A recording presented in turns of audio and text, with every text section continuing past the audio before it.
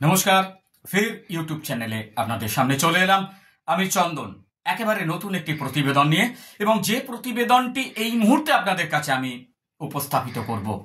হ্যাঁ, করোনার প্রকোপ ফের বাড়ছে, এরকম একটা খবর এই মুহূর্তে কিন্তু সরকারি সূত্রে আমরা পেয়েছি। এবং আমরা যদি পেছন ফিরে দেখি, এর আগে করোনার দাপটে 2020 থেকে করোনার দাপটে সারা দেশের মতো আমাদের এই রাজ্যেও প্রচুর মানুষ ভুক্তভোগী ছিলেন।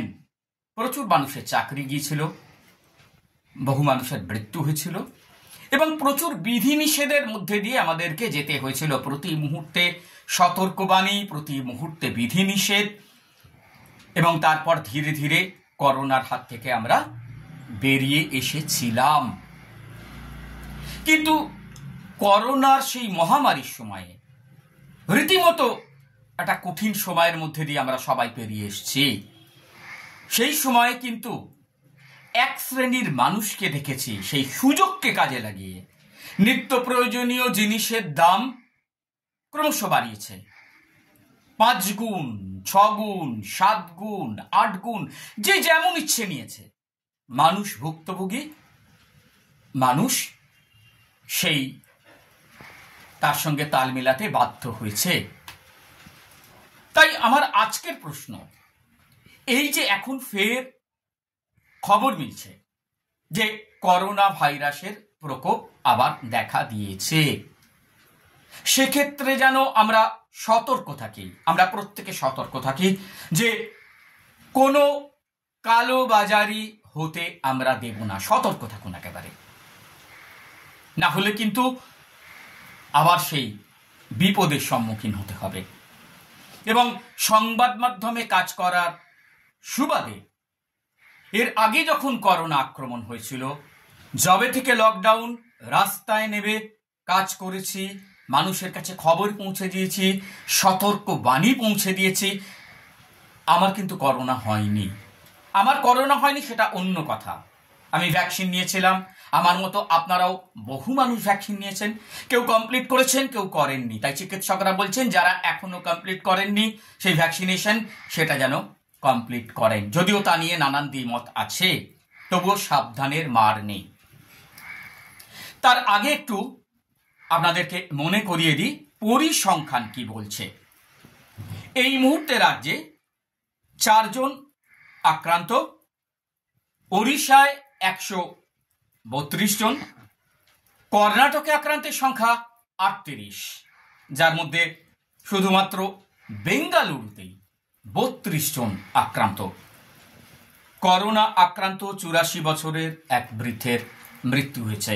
যা হয়, কোমরবিটিস থাকলে করোনার আক্রমণ থেকে রক্ষা পাওয়াটা কিন্তু খুব মুশকিল, এর আগেও আমরা দেখেছি। তাই বৃদ্ধের মৃত্যু হয়েছে, এমনটাই খবর।